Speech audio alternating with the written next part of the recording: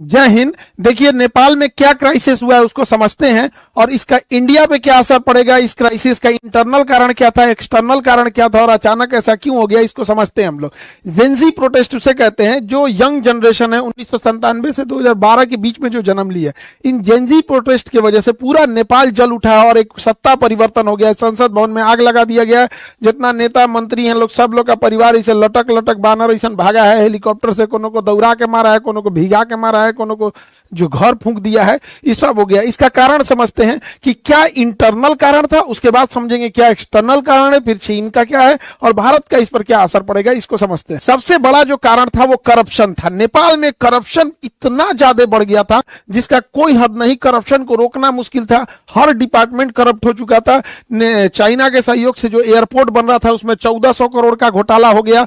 ललिता निवास में घोटाला हुआ, गिरी बंधु में हो गया 54,000 करोड़ का घोटाला हुआ और ओरिएंटल में हो गया 13,000 करोड़ का घोटाला। कोऑपरेटिव सोसाइटी में इसके लगभग 70,000 करोड़ का घोटाला हुआ।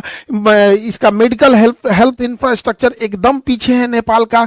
एमआरआई और ये जो बड़े बड़े जो ये मशीनें हैं उसकी उपलब्धता एकदम नेपाल में कम है।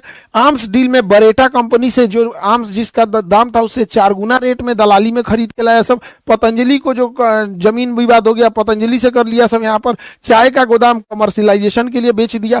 इतना भयानक करप्शन हुआ और जिस कारण महंगाई बढ़ गई। छोटी सी छोटी चीजों के लिए महंगाई इतनी बढ़ गई थी कि बच्चे जो स्टूडेंट थे, जो नॉर्मल ग्रेजुएशन करते थे, बीए सीए लोग, इन लोग को अपनी फीस भरने के लिए पार्ट टाइम जॉब करना पड़ गया। इतनी महंगाई बढ़ गई थी और लोग जॉबलेस हो गए थे। और खाली मतलब एक पुरुष का खाली बेरोजगार इंसान बड़ा खराब जिंदगी होती है। आसमान थूकता है, जमीन गाली देती है, उसको लगता है अपना जीवन बोझ हो गया है। खाली जेब जो होता है ना, ये बड़ा दर्दनाक होता है, बड़ी भारी होता है खाली जेब। तो इससे नेपाल का युवा परेशान था, एकदम परेशान था नेपाल का युवा। नेपाल के युवाओं को विदेश जाकर नौकरी करना पड़ता था, विदेश में आके शेफ का नौकरी। अभी आप भारत में देखिए चाउमीन मोमो, ये लोग ऐसे इंडिया में फेमस है कि नेपाली जो शेफ होते हैं चाउमीन और मोमो बड़ा अच्छा बनाते हैं। यहाँ से बेचारे काम करके विदेशी रेमिटेंस भेजते थे अपने देश में और उन पैसों से नेताओं के बच्चे अय्यासी करते थे। नेपाल की जो यंग जनरेशन थी, सोचिए कितनी मुसीबत में होगी कि युद्ध के दौरान वो लोग यूक्रेन से लड़ने के लिए रसिया में भर्ती हो गए और रूस ने उन्हें 20-25 दिन की ट्रेनिंग दिया, हथियार थमा के भेज दिया यूक्रेन से लड़ने के लिए और वहां वो लोग शहीद हो गए थे। उनका घर परिवार उजड़ गया। इतना भयानक वहां बेरोजगारी का आलम था। अब इनमें होता क्या है, वहां पे जैसे 2008 में राजतंत्र, राजा को हटा के लोकतंत्र जब बना था तो यहाँ कुछ ही पार्टियों का दबदबा था। नेपाली कम्युनिस्ट पार्टी हो गया, नेपाली कांग्रेस हो गया, यहाँ पे जनता संवादी पार्टी हो गया, इंडिपेंडेंट हो गया, सब ये कई थे सब यहाँ पे। लेकिन ये 3 लोगों देखिए ये आदला बदली करते रहते थे सब।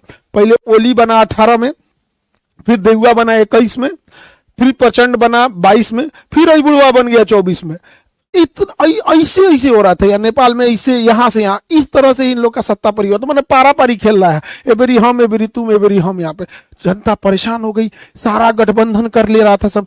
कब किससे गठबंधन कर लेगा पता ही नहीं चलेगा। ये उसको गरियाएगा, उसको गरियाएगा, फिर गठबंधन करके सरकार बना लेगा। तो इससे पूरी पब्लिक परेशान हो गई थी। और इनके भैया सबसे बड़का कारण ये नमूने बने हैं सब। नेताओं के बच्चे इतने बेवकूफी किया है सब, जाके टिकटॉक पर, इंस्टाग्राम पर अपनी लग्जरी लाइफ जीने लगे सब, विदेश में घूमने लगे सब, पार्टी कर रहा है सब। यहाँ देखिए ये कहाँ घूम रहा है, यहाँ पर संतरा अंडरवियर पहन लेगी, पैंट पहन ले, पते नहीं चल रहा है कि यहाँ पे इो कोनो के होगवे करेगी। यही सब नौटंकी किया से देखिए। इन्हीं सबको देख देख के पब्लिक पगला गई कि जो हम लोग को खाए को नहीं है, इन सब का इतना बड़का बंगला, इतनी बड़ी होटल आग लगा दिया सब। हाय देखिए लुई विटॉन का, गुची का, ये सब खरीदा है। लुई विटॉन का एगो मफलर आता है 60,000 रुपए का, 3-3 लाख का कपड़ा आता है लुई विटॉन का। है तो पूरा सजले है ससुरा लुई विटॉन से।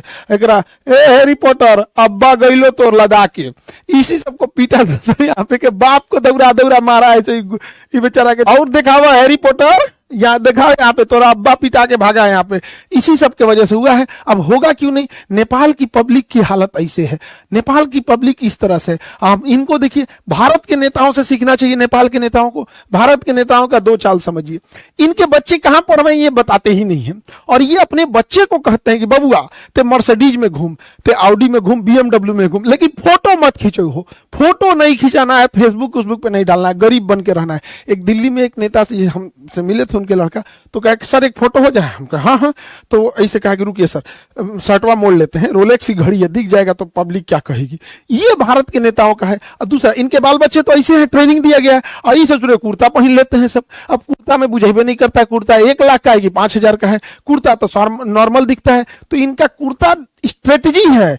दूसरा, आप देखिएगा कभी भी अपने घर का फोटो नहीं दिखाएंगे सर, भारत का कोई नेता मंत्री घर का फोटो नहीं दिखाएगा। घर के बाहर जो लॉन होता है, खाली जगह, इंटरव्यू देना रहेगा, वो लॉन में बैठ के देगा, बैठ जाएगा लॉन में, देखेगा पीछे घर नहीं ना आ रहा है, कहेगा 2 गाय ले आके इधर ये चराओ, 2 गाय बांध दो, इंटरव्यू चालू करो, पीछे गाय आना चाहिए। अपने आप को गरीब शो करेगा, अंदर जाके देखिएगा महल बनाया रहता है। तो नेपाल के नेताओं को भारत के नेताओं से सीखना चाहिए। हालांकि भारत में भी ऐसे नेताओं लोग में करप्शन बहुत ज्यादा है, एक्सेसिव करप्शन है। तो नेपाल के एक नेताओं के बाल बच्चे, इन्हें नेपो किड्स या नेपो बेबी बोला जाता था इन सबको, बकलोलवन सब, ये सब नाच दिया। तो ये नेताओं के लोगों की लग्जरी लाइफ थी, और ये नेपाल के गरीब लोगों की थी। सोशल मीडिया पे इन नेताओं के इस रवैये को लोगों ने बढ़ चढ़ कर शेयर किया कि इन्होंने करप्शन के पैसे से विदेश में पढ़ रहे हैं, विदेश में घूम रहे हैं, विदेश में पार्टी कर रहे हैं, इनका इतना बढ़िया बढ़िया मकान है यहाँ पे। तो सोशल मीडिया पे ट्रेंड होने लगा, सोशल मीडिया इस पे तूल पकड़ने लगा, लोग बोलने लगे सोशल मीडिया पे। अब नेपाली सरकार ने सोशल मीडिया वालों से कहा कि आप इस पे ग्रीवांस ऑफिसर नियुक्त करो। उन्होंने नहीं नियुक्त किया तो 1 हफ्ता का वार्निंग दिया, और नहीं पूरा किए तो इस सब उन्हें बैन कर दिया। जब बैन किया सोशल मीडिया को, तो जब सोशल मीडिया बैन हो गई, टिकटॉक को छोड़ के सबको बैन कर दिया, क्योंकि टिकटॉक ने अपना ग्रीवांस अधिकारी नियुक्त कर दिया था। लेकिन इन लोगों को लगा कि टिकटॉक चाइना का है, उसको बैन नहीं किया, टिकटॉक पे बैन नहीं किया, बस उसी पे लोगों ने डेट डिसाइड किया कि इस दिन चलना है नेपाल पे, हथावा बोलना है, और पूरा भीड़ लगा दिया। इन लोगों का कहना था करप्शन को बैन करो, सोशल मीडिया को नहीं। Ban corruption, not social media. क्योंकि सोशल मीडिया को बैन क्यों करेंगे? क्योंकि ये यंग जनरेशन है, स्टूडेंट है, स्टूडेंट्स बेचारे प्रोटेस्ट करने आए थे, एक बड़ी संख्या में स्टूडेंट प्रोटेस्ट करने आए थे। उनका कहना है कि भैया सोशल मीडिया केवल रील देखने के लिए थोड़ी है, इस सोशल मीडिया पे वीडियो कॉन्फ्रेंसिंग होती है, बहुत सारी मीटिंग हो जाती है, बहुत सारे बिजनेस सोशल मीडिया पे चलते हैं, मार्केटिंग होती है, इस पे एडवर्टाइजमेंट चलते रहते हैं। आजकल नेपाल में बहुत सारे लोग विदेश में काम करते हैं, तो विदेश में नॉर्मल नंबर नहीं लगता है, तो लोग व्हाट्सएप कॉल कर लेते हैं, ये इसमें दिक्कत आने लगा। बहुत सारे लोग नेपाल में क्लास करते हैं, उनका भी वहां के टीचर होंगे लोग, वो लोग पढ़ाते होंगे अपना अपना वहां पे, तो सारी चीजें बाधित हो गई। इसी को लेकर प्रोटेस्ट हो गया। प्रोटेस्ट बहुत बड़ी संख्या में था।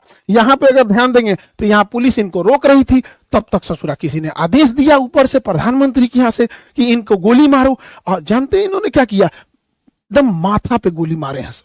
इन बच्चों को स्कूल यूनिफॉर्म पे माथा पे गोली मारा सब। अब जब यहां गोली मारिएगा तो ये तरीका गलत है। लोकतंत्र में भीड़ को शांत करने के लिए अन्य तरीके भी होते हैं। ये बात है कि हाँ, हर चीजों को हम लोग जबरदस्ती नहीं मना सकते, लेकिन वाटर कैनन होता है, आंसू गैस के गोले होते हैं। जब चीजें हद से पार हो जाती है तो पैर पे गोली चलाया जाता है, कई बार रबड़ बुलेट चलाए जाते हैं, एकदम एक्सट्रीम हो जाता है तो पैर पे गोली चलाया जाता है। उसके बाद भी कारण बनाना पड़ता है कि हमने ये सब कर दिया, तब लास्ट में इस तो पूरा सीधे गोली मारा सब, यहाँ पे एकदम हेडशॉट मारा।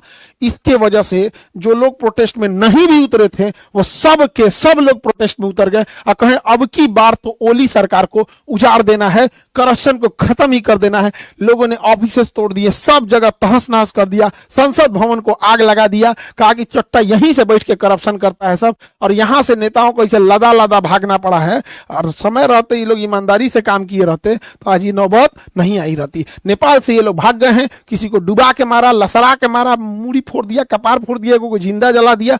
ये सब पूरी तरह से नेपाल को तबाह तबाह कर दिया। नेपाल में एक हामी नेपाल करके एनजीओ था जो भूकंप के समय मदद कर रहा था। सूडान गुरुम इसको नेतृत्व कर रहे थे, और इधर एक काठमांडू का मेयर बालेन शाह, ये लोग इसको एक तरह से लीड कर रहे थे। हालांकि भीड़ इतनी ज्यादा हो गई और पुलिस की गोली वजह से ये घटना और ज्यादा उग्र हो गई। हालांकि इसे कंट्रोल करने का बहुत हद तक आंदोलन को कंट्रोल कर लिया गया है। सेना कमांड को संभाल चुकी है। सेना ने आदेश दिया जनरल ने कि आप सब लोग अपने इतने जगह पे लौटेंगे, और अभी के तौर पे अंतरिम सरकार सुशीला कार्की को दिया गया है। जिस तरह बांग्लादेश में दिया गया वहां पर यूनुस खान को, उसी तरह दिया गया यहाँ सुशीला कार्की को। ये भारत के बीएचयू यूनिवर्सिटी से पढ़ी थी, वहां पर चीफ जस्टिस रही, पहली महिला मुख्य न्यायाधीश रही। अभी इनके हाथों में अंतरिम सरकार है, बाद में ये लोग इलेक्शन करेंगे। अब ये खुद ही कंफ्यूजन में है कि राजशाही नहीं था कि इलेक्शन कराया जाए। एकदम परेशान है लोग, नेपाल की स्थिति एकदम गड़बड़ है। कुछ चीजें नेपाल में गड़बड़ हुई हैं जो नेपाल के क्रांतिकारियों को नहीं करना चाहिए था। पहला कि इन्होंने सुप्रीम कोर्ट की बिल्डिंग जला दी, उसमें सारे डॉक्यूमेंट जल गए। कौन नेता करप्ट था ये भी खत्म हो गया, कोई ठीक नहीं। ससुरा नेता में जलवा दिया होगा सब कि बाकी में नया सरकार आएगी तो हमारा फाइल निकलवाएगी, जल गया यहाँ पे। दूसरा गलती क्या कि इन्होंने जेल तोड़ के 13,000 से ज्यादा कैदियों को रिहा कर दिया। अब जो कैदी रिहा हुए हैं सब, भारत में आने का तो वीजा नहीं मिलता है, उसको पूरा भारत में घुस जाएगा सब। अगर भारत में नहीं भी घुसा सब तो कैदी था सब, उसको नहीं छोड़ाना चाहिए। हाँ, राजनीतिक कैदी रहते तो समझ में आता है, क्रिमिनल्स को काहे छोड़ा दिए यहाँ पे। पुलिस ने मास सरेंडर किया, लोग पुलिस को मारे। पुलिस तो खैर करप्शन कर, गोली चलाएंगे लोग तो पब्लिक छोड़ देगी, माथा पे गोली चलाएंगे पुलिस, तो उसके बाद कहेंगे भाई आदेश आ रहा है तो आप हवाई फायरिंग कीजिए, आंसू गैस मारिए, मारेंगे गोली तो पिटाएंगे कहीं नहीं, पिटा गए यहाँ पे। लेकिन इससे भारत को क्या हुआ, भारत को एक लॉस लगा। अनस्टेबल नेपाल कभी भी भारत के लिए ठीक नहीं है। दूसरा, भारत सरकार अभी काला पानी लेपुलेख विवाद चल रहा है, आप अब नेक्स्ट वीडियो उस पर बना देंगे ताकि आप लोग को ज्यादा क्लियर समझ में आ जाए। लेकिन एक बड़ा दुख के साथ ये कहना पड़ता है ना, नेपाल भाइयों लोगों को भी समझना चाहिए, एक ऐसा ट्रेंड बन गया है नेपाल में, हम लोग जान भी दे देंगे ना तो नेपालियों को लगेगा कि भारत हम लोग के लिए खिलाफ है। उनको चाइना ही अच्छा लगता है। हम लोग को क्या ही कर सकते हैं उन लोग के लिए, नेपाल के लिए क्या नहीं किए हम लोग। लेकिन उनको नेपालियों के दिल में बैठा है कि भारत ही खराब है यहाँ पे। ऐसा नहीं करना चाहिए। हमारा रोटी और बेटी से रिश्ता है।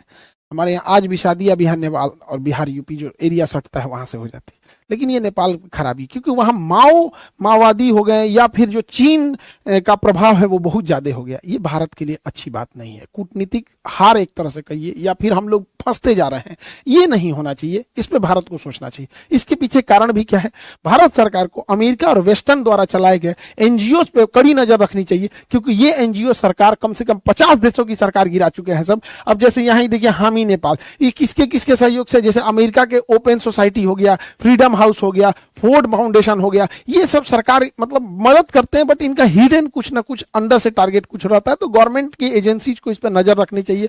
अभी जो नेपाल में हुआ है, हामी नेपाली जो ये संगठन था, इसमें शंकर ग्रुप, इन्फिनिटी ग्रुप और बरबरा फाउंडेशन ने फाइनेंशियल हेल्प किया था, और इतनी बड़ी हुजूम को एक साथ ले आकर इन्होंने किया। और आज एक देखिए कैसी गवर्नमेंट वहां बैठे बनेगी, इसका कोई ठीक नहीं है। अमेरिका जो है और वेस्टर्न कंट्री ने पूरी मिडिल ईस्ट को बर्बाद कर दिया है सब। इराक से लेके ईरान, सीरिया, अफगानिस्तान, यमन, सब तबाह कर दिया है सब। अब जब इसको पूरी तरह तबाह कर दिया है सब, तो जहां से मन वहां से पेट्रोल लेके चल जाता है। हम लोग को पेट्रोल मिलता है महंगा, और ये सब मार धार के अपने चमचा सरकार को बना देता है सब। किसी को बना देगा, अयोग्य व्यक्ति को कहेगा 50% हम ले जाएंगे, तो यहां बर्बाद कर। अब इनकी नजर एशिया पे है, इधर श्रीलंका, बांग्लादेश, म्यांमार, नेपाल, पाकिस्तान, इसको अब अनस्टेबल करना चाहते हैं सब। ये सोशल मीडिया और किस तरह से ये काम करते हैं सब एनजीओ की मदद से, इसको समझने की जरूरत है। देखिए, सर्बिया एक देश था सन 2000 में, सर्बिया रसिया का फेवर करता था। 2000 में बुलडोजर क्रांति लाया सब, और सर्बिया की सरकार को कहा सब कि सरकार करप्ट है, ये है वो है, एक नैरेटिव सेट किया, सरकार को गिरा दिया। अभी जो सरकार है वो अमेरिका की फेवर की है, रूस की फेवर की नहीं है। उसी तरह जॉर्जिया एक है, जॉर्जिया उसी के पास है, सर्बिया इस साइड में जॉर्जिया। 2003 में जॉर्जिया में रोज रेवोल्यूशन लेके चले यहाँ से। रोज रेवोल्यूशन में क्या था, जॉर्जिया जो था रसिया के फेवर में था। तो ये अमेरिका वगैरह सोशल मीडिया, और ये उस समय तो मतलब इतना नहीं था सोशल मीडिया 2003 में, लेकिन एनजीओ वगैरह की मदद से इस सब ने क्या किया, वहां पर रोज रेवोल्यूशन लाया और सरकार को गिरा दिया। अभी जो सरकार है वो अमेरिका के फेवर में है। उसी तरह से देखेंगे यूक्रेन में 2004 में ऑरेंज रिवोल्यूशन ले दिया और कहा कि हम लोग यूरोप में मिलना चाहते हैं, रसिया में नहीं, रसिया को कमजोर करने के लिए। फिर 2014 में यूरोपीय मेडन आंदोलन किया गया, पेट्रो यानुकोविच को यहां से डिथ्रोन किया गया। उसी समय क्रीमिया रसिया ने कब्जा कर लिया था। अभी की जो जनरेशन है उसको इतना पुराना नहीं याद आता है, लेकिन अभी उसी सब के वजह से अभी भी यूक्रेन में लड़ाई चल रही है। देखिए, जो जो सरकार रसिया के फेवर में थी, कैसे कैसे अमेरिका ने गिराया है। ऐसे ही 2011 में अरब क्रांति शुरू होती है ट्यूनीशिया से, ट्यूनीशिया की सरकार को उखाड़ फेंका जाता है, अरब क्रांति। और अरब क्रांति देखते देखते अफ्रीका से पूरे अरब में फैल गई। अरब क्रांति में लीबिया में मोअम्मर गद्दाफी को उड़ा दिया गया क्योंकि ये रूस का फेवर में था। इजिप्शियन गवर्नमेंट को उड़ा दिया गया, हुस्नी मुबारक को, क्योंकि ये रूस के फेवर में था। सीरिया में बशर अल असद को उड़ा दिया गया क्योंकि रूस के फेवर में था। यमन से शेख अब्दुल्ला साले को उड़ा दिया गया क्योंकि ये रसिया के फेवर में था। ये सब अमेरिका की चाल है। अभी भी नहीं समझ में आएगा तो बहुत दिक्कत हो जाएगा। ये सोशल मीडिया हम 20 बार कहते हैं इस पर इंडिया का अपना कमांड होना चाहिए, नहीं तो फिर हम लोग मुख्य दर्शक बन के ऐसे ही देखते रहेंगे। 2021 में म्यांमार में क्या हुआ? म्यांमार में सरकार हटा दिया गया आंग सान सूकी की, ये भारत के फेवर में थी, और यहाँ जुम्टा की सरकार बना दिया गया, सैन्य तानाशाही जुम्टा की। हुआ क्या? 2017 से 2021 तक म्यांमार से रोहिंग्या भारत में घुस गए।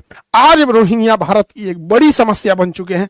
लेकिन अभी बताइए, इलाज से अच्छा बचाव होता है। यहाँ स्टेबल रहता तो भेज सकते थे, अभी कहाँ भेजेंगे? इन सबको भारत की एक बड़ी समस्या बन चुकी है रोहिंग्या यहाँ पे। वैसे ही 2022 में आप देखिए श्रीलंका में हमारी जो फेवर की सरकार थी, अभी चाइना की फेवर की सरकार आ गई है, हटा दिया गया। उसी तरह आप देखे होंगे यहाँ पे मालदीव में यही हो गया। आप पाकिस्तान में देखिए 2022 में इमरान खान, चचवा मेरा, इसको इमरान खान को डिथ्रोन कर दिया। सब क्या आरोप लगाया? सब कि इन्होंने जो गिफ्ट मिला था उसे तोहफा में रखना चाहिए था तो पर्सनल यूज कर लिया। दूसरा, इन्होंने जो दूसरी शादी की थी तो तलाक के बीच में इद्दत का जो टाइम दिया जाता है लगभग 3 महीना, वो पूरा नहीं किया तो शादी टाइम से पहले कर दिया। उसकी वजह से जेल में डाल दिया और जेल में बेचारे का रेप कर दिया गया। एगो मेजर इसका रेप कर दिया, बेचारा का बर्बाद हो गया इमरान खान। हालांकि इमरान खान जो था आतंकवाद को पसंद नहीं करता था, लेकिन है जो आसिम मुनीरवा बैठल है ना चोट्टा, ये बहुत खतरनाक है। पहलगाम अटैक वही कराया था। मेरे कहने का मतलब है कि देश सर्वोपरि रहना चाहिए। समझिए दूसरों की गलतियों से, वो देखिए जो नहीं देख पा रहे हैं। ये सोशल मीडिया से केवल वो नहीं है, किस तरह से बर्बाद कर रही है चीजों को, उसको समझने की जरूरत है। 2024 में बांग्लादेश में एक टेलीग्राम, मामूली टेलीग्राम कैसे इतना बड़ा विद्रोह खड़ा करके होता है और शेख हसीना को वहां से हटा देता है। वहां पे सरकार आ जाती है, वहां के माइनॉरिटी कम्युनिटीज को, ज्यादातर माइनॉरिटी में वहां हिंदू ही हैं, उनको जला के हथौड़ी से ना पूरा आंख फोड़ फोड़ के मार दिया। सब हम लोग देखते रह गए। क्या कर लिए? कैंडल जला लेंगे लोग। हम लोग को सचेत होने की जरूरत है क्योंकि ये सब स्लीपर सेल का काम करते हैं। सब यहाँ पे इतनी ज्यादा डिपेंडेंसी भारत की हो गई है इनके ऊपर जिसका कोई हद नहीं। गूगल का केवल एक चीज नहीं है, गूगल का यूट्यूब है जिसपे आप हमको देख रहे हैं, ये गूगल का, इसी का प्ले स्टोर है जिसपे से आप जोमेटो, आप यूपीआई हेन डाउनलोड करते हैं। इससे नहीं डाउनलोड करेंगे तो क्रोम से करेंगे, तो दोनों तो भैया एक है। यहाँ पे मेल किससे करिएगा? आप कोई भी नया एप्लीकेशन रह गया मेल करना पड़े, ये भी इसी का है। अब सब छोड़िए ना, मोबाइलवा तो एंड्रॉइड है, मोबाइल सैमसंग का लीजिए, वीवो का लीजिए, किसी को लीजिए, लेकिन उसके अंदर जो सॉफ्टवेयर है वो एंड्रॉइड है। एंड्रॉइड किसका है? इसी गूगल का है। अच्छा, कई लोग कह रहे हैं कि अच्छा मीडिया में, कई मीडिया, भारत की मीडिया को तो जानते ही हैं, उनका कहना है कि शाह खान सर ने बताया कि प्ले स्टोर नहीं है तो एप्पल स्टोर यूज कर लेंगे, प्ले स्टोर नहीं है तो सैमसंग का यूज कर लेंगे, प्ले स्टोर नहीं है तो अमेजोन का यूज कर लेंगे। अरे बैल बुद्धि, हमरा गूगल से थोड़ा ना दुश्मनी है, हमरा बस इस बात की शिकायत है कि ये हमारा नहीं है, विदेशी है। तो आइयो तो विदेशी है, आइयो तो विदेशी है, आइयो तो विदेशी है। ये कौन बात हुआ कि आसमान से गिर के खजूर पे अटकेंगे कि गूगल बंद हो जाएगा तो एप्पल यूज कर लेंगे, सैमसंग यूज कर लेंगे, अमेजन। अरे तरीका कौन समझाएगा रे मेरे भाई कि हमको प्रॉब्लम गूगल से नहीं, हमें बस ये है कि हमारा अपना होना चाहिए, न कि विदेशी होना चाहिए। जब बैल बुद्धि, मीडिया को क्या समझाएं हम यहाँ पे। जीमेल के जगह हमें अपना मेल यूज करना चाहिए, भारत मेल, भारत मेल। तो मीडिया के कुछ बंधु ये कह रहे हैं कि जीमेल की जगह भारत मेल लोग अपनाएंगे। क्यों नहीं अपनाएंगे? तो होना चाहिए, उतनी सोच होनी चाहिए। हम भारत मेल लाएं, जितनी भी योजनाएं हैं भारत सरकार की, चाहे वो जनधन योजना हो, चाहे वो राशन योजना हो, खाद बांटना हो, एलपीजी सिलेंडर बांटना हो, उसका ओटीपी मेल, जीमेल पे ना जाके भारत मेल पे जाएगा। वोटर कार्ड का वेरिफिकेशन भारत मेल पे जाएगा। आधार कार्ड का वेरिफिकेशन गूगल जीमेल पे ना जाके भारत मेल पे जाएगा। इनकम टैक्स, जीएसटी, टीडीएस, ये सबका कहां जाएगा? भारत मेल पे जाएगा। मजबूरी बनेगी लोगों को जीमेल के साथ साथ भारत मेल भी रखना। एफआईआर, कोर्ट, जितने बच्चे एग्जाम दे रहे हैं, एग्जाम का फॉर्म भारत मेल पे लिखा जाएगा, उनका एडमिट कार्ड भारत मेल पे होगा। तो इससे होगा क्या? लोग आने वाले 4-5 सालों में गूगल मेल, जीमेल के साथ साथ भारत मेल भी रखेंगे। तो पहले पैरेलल रखना चालू किएंगे, उसके बाद धीरे धीरे शिफ्ट कर देंगे। सोच होनी चाहिए। अब हाथ पे हाथ रख के रहेंगे, अरे नहीं हम ऐसा नहीं करेंगे। अरे भैया, मोदी जी ने एक बार बोल दिया था मालदीप ना जाके लक्षद्वीप जाओ, मालदीप की अर्थव्यवस्था हिल गई थी। मोदी जी ने एक बार बोला था थाली बजाओ, पूरा देश थाली बजा दिया था। तो पूरा देश जीमेल की जगह पे इसके नहीं शिफ्ट होगा? उतना होना चाहिए। अजीब हाल है भैया। देश प्रेम बड़ा होता है, सरकार प्रेम नहीं, दोनों में अंतर होता है यहाँ पर। तो देश सर्वोपरि होना चाहिए। हमारा झुकाव जाति धर्म राजनीति पार्टी से ऊपर उठ के हमारा झुकाव देश के प्रति होना चाहिए। हम यहां भी कहते हैं कि हमारा खुद का एप्लीकेशन है खान ग्लोबल स्टडी, जिसपे 15 मिलियन बच्चे पढ़ते हैं। एप्लीकेशन, यूट्यूब नहीं, एप्लीकेशन। वो एप्लीकेशन प्ले स्टोर पे। यदि भारत सरकार अपना भारत प्ले स्टोर बनाती है, हम पहले शिक्षक होंगे कि हम इस 15 मिलियन को छोड़कर उस पे चले जाएंगे, क्योंकि यह हमेशा हम लोगों को ब्लैकमेल करता है कि 30% एक्स्ट्रा चार्ज लेंगे। पूरे भारत के शिक्षकों से कहते हैं कि आप लोग बताइए, क्या इस बात का यह धमकी नहीं देता है गूगल? हम लोग इसको छोड़ेंगे। ये हमारी जिम्मेदारी होती है, देश के प्रति हमारी जिम्मेदारी होती है। आज 25 मिलियन सब्सक्राइबर हैं यूट्यूब पर, लेकिन ये डायमंड प्ले बटन आया था ना, हम कभी दिखाए नहीं। सभी लोग को धन्यवाद हाथ जोड़कर, जो आप लोगों ने 25 मिलियन बनाया और विश्व का सबसे बड़ा एजुकेशन चैनल बनाया। लेकिन जब ये डायमंड प्ले बटन आया ना, इतना खुशी होता। अगर इसके बीच में अगर भारत का रहता तो अशोक चक्र बना रहता, अशोक स्तंभ बना रहता। जब मेरा 1 मिलियन हुए थे ना, तो गोल्डन प्ले बटन आया था। तो पापा को हम दिखाए ना, तो पापा बोले कि कितना अच्छा रहता है, इस पे तिरंगा बना रहता, ये विदेश का है। तो पिताजी बोले थे कि हमारी आवाज कोई नहीं सुनेगा, तुम अगर इस लायक हो जाना ना तो आवाज जरूर उठाना। ये मत कहना कि तुम भूल जाओ कि तुम्हें सुविधा मिल रहा है। आवाज जरूर उठाना कि एक भारत का अपना होना चाहिए। वरना हमको देश प्रेम है, तभी हम यूट्यूब पे खड़ा होकर कह रहे हैं कि यूट्यूब की जगह भारत का होना चाहिए। वरना 25 मिलियन को तो बहुत पैसा देता है यूट्यूब, क्या जरूरत रहती है? तो सरकार प्रेम और देश प्रेम दोनों में अंतर होता है। हम स्वयं कहते हैं कि भारत का रहता तो बहुत ज्यादा खुशी होती। आज नहीं होगा, 10 दिन बाद होगा, 10 साल लगेंगे, 20 साल लगेंगे, लेकिन अगर हम शुरू ही नहीं करेंगे तो कभी मंजिल पे नहीं पाएंगे। मंजिल मिले या ना मिले ये मुकद्दर की बात है, लेकिन हम कोशिश ना करें ये गलत बात है। तो ये देश प्रेम हम इसीलिए कहते हैं, वरना 25 मिलियन पे तो बहुत सुविधाएं मिलती रहती हैं।